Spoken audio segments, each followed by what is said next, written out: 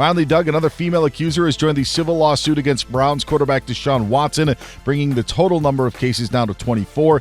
This accusation against Watson claims the quarterback was so inappropriate during their massage session that she quit the profession soon after their encounter in the summer of 2020. Doug, back to you. Wait, so the new accuser, who wasn't previously part of the suits, now comes out and says that she was so bothered by it that she quit doing massages. Yes, and this was also the second encounter. So there was a massage previous, and this was the second time she had performed a massage on him. Okay, let's get to Amy Dash, who joins us, Fox Sports Radio's legal analyst, founder of LeagueOfJustice.com.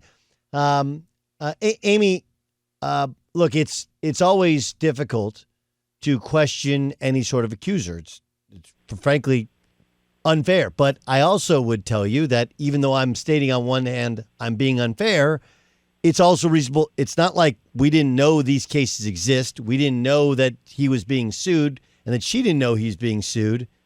And now she joins it. We're going a year after the 22 other accusers. Does that change the legitimacy or validity of such accusations? You know, I can't judge whether what she's saying is true because I wasn't in the room. So I want to give him the benefit of the doubt, too. But what the reports are saying, at least, is that she saw this big special on HBO Real Sports. And I think her and the 23rd accuser were very influenced by the women who decided to tell their stories. I think it was just Soledad O'Brien. And I guess didn't like, this is what some of the reports are saying at least, didn't like what his legal team had said publicly as part of that story. And so that's why they are saying they decided to wait so long to come forward. And, you know, one of these women had done something on YouTube, and I think she had told her full story, received death threats and a lot of negative reaction, and said that she just didn't want to put her family and herself through this long, drawn-out public legal battle with a high-profile person.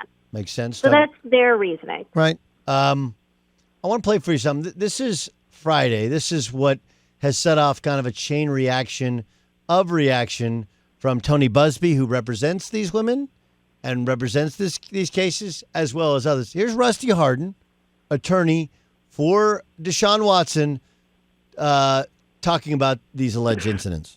I don't know how many men are out there now that have had a massage that perhaps occasionally there was a happy ending. I do want to point out, if it has happened, it's not a crime. Unless you are paying somebody extra or so to give you some type of sexual activity, it's not a crime. First, I'm like... Oh, my gosh. This is, every time I hear this, it is so ridiculous. It's a crime, okay? This is like the most absurd thing I've ever heard. If it takes place during a massage that you are paying for and you ask for it, it's a crime. Is there a gray area? No. You know, he came out later and he justified it. And he said, well, I was talking about after the massage. If something consensual took place when the massage was over, that's not a crime.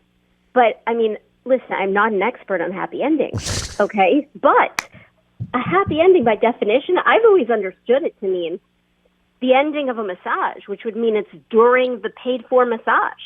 So maybe he didn't understand what the term meant. That's the only way I can justify it, because it's a ridiculous comment. And it is completely illegal to ask for something like that from somebody in the course of a professional service. This is listen, it's a little like ticket scalping, right? Where you're in some states you're not allowed to scalp tickets. Okay, so what you do is you say like, hey, how about I give you $1,000 for the tickets, and then do you have a pen? Okay, I'm going to give you $500 for that pen. And so a way to kind of get in legally. Does he? So the point he is making. I mean, look at Robert Kraft, though. Yes. Doug. Remember? Yes. Why would he be arrested on solicitation of prostitution charges? Why would we have women being arrested on a daily basis for prostitution for doing this very thing in massage parlors if it was completely legal? Okay, so why hasn't Deshaun been charged with a crime? Well, two grand juries just found, for whatever reason, I mean, it's a secretive process, so we'll never know why, but they didn't think that there was enough evidence or that the evidence was convincing enough to charge him with at least what the prosecutor was proposing. Now, this doesn't mean that there's still not something federal going on. Nobody's talking about that, but both attorneys have admitted that the FBI at some point was interviewing him, was talking to the plaintiff's attorney. And so what I'm curious about is what's going on with that investigation, if there even is one. And we may never know because the FBI will never confirm or deny something. But when you have somebody who's allegedly using social media to try to set up massages, if in fact his purpose in doing that was to turn that into something sexual and pay for it, then I think you have an issue of potential human trafficking. Now, we don't know if that's what his purpose was. Maybe he just was reaching out for the massages. But if you believe the women, I'm surprised that the FBI, because of the number of the women and the use of interstate commerce, is not involved with something, looking into this. Amy, and the recent complaint, by the way, said that this is the allegation, and I'm assuming that the plaintiff's attorney got this fact from discovery, but said that he had reached out to women to set up massages on Instagram more than 100 times. So now we're at lawsuit 24. If that's in fact true, I don't know how many of those attempts were successful. I don't know what happened in those sessions, but we may not be seeing the end of lawsuits being filed for a while if he reached out more than 100 times. The other story from last week is that somewhere in the neighborhood of 20 of the women were open to settling for $100,000 each last year, but one, there were a couple women that didn't want to settle, and two, that Busby didn't like the NDA. What is your read on that element of the story?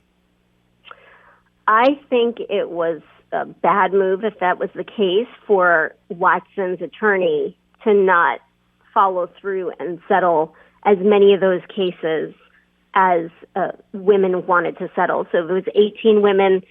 Whether or not the Dolphins trade went through, which is what they were basing on it, I think it was foolish to abandon those settlement talks because you have, 24 allegations. Each trial could be separate. It could take years and years.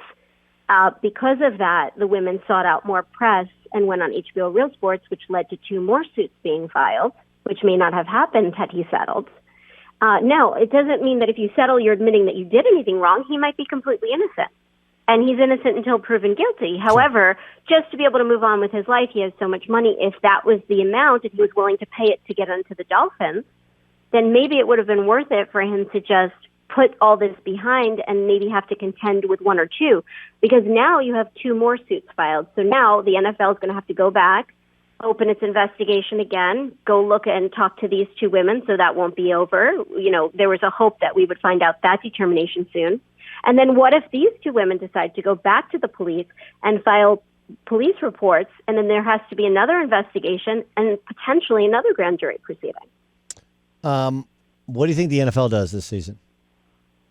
I think they want to have a decision sooner rather than later. I think they'll probably just come out with something for the first batch, is my guess, and then just take these subsequent lawsuits as they come and investigate those separately. But let's remember that their discipline process is entirely different now with the new CBA. So there'll be an independent person deciding whether there should be any discipline. And if there is a decision that no discipline should be meted out, the NFL and Roger Goodell cannot go back and question that. That would be a final determination. Now, if the woman says, okay, he should get discipline for this case and not that one, it'll probably be on a case-by-case basis. Then the NFL can go in and decide how many games and sort of overrule the actual discipline. It feels like it'll be more harsh than lenient, doesn't it? I mean, especially, and I know that the cases are very, very different, but you look at what baseball did, right? And you have a Cy Young Award winner, and you have, again, also not charged with a crime, but violence towards a woman, and he's gone for 2 seasons, right? And he also sat the last year. allegation, yeah. So what do you think the NFL does in regards to suspension? I mean, I think after the Trevor Bauer suspension for a year, the NFL is going to look pretty bad if they don't suspend. On the other hand, I've always entirely disagreed with the NFL making its own determinations on criminal accusations. So, they have their investigators. I think the whole process is ridiculous. I think that it should be determined in the criminal justice system. And if for whatever reason there are no criminal charges, I don't think the NFL should go and make a determination on that. So if there are no criminal charges, he plays football. As unfair as it may seem, I don't believe in this kangaroo court where the NFL's investigators are deciding and judging whether somebody committed a crime. So if he does something within context of football, okay, fine, then the NFL takes that into their own hands. But off the field stuff, I think that needs to be left to the justice system. So, yeah, that's what I would say. I would say if he's not found guilty in a court of law, then he's presumed innocent. Well, he hasn't been I don't charged. think the NFL should convict him. What about the precedence that's been set from other, Ben Roethlisberger sat for 6 games, and he was never charged with a crime. Is this just a new look? I tend to agree with you, right? Which is like, why are we getting into this? Why are you getting into it? On the other hand, it does look terrible. Yeah, with this number of accusers, then of course, how can the NFL, not do something? But I don't know. That's how I feel. I disagree with it. I've always disagreed with it. I understand. It's just it's a really difficult one. Amy, great stuff. Appreciate you joining us. Thanks so much. Thanks so much. Have a great weekend. Amy Dash joining us.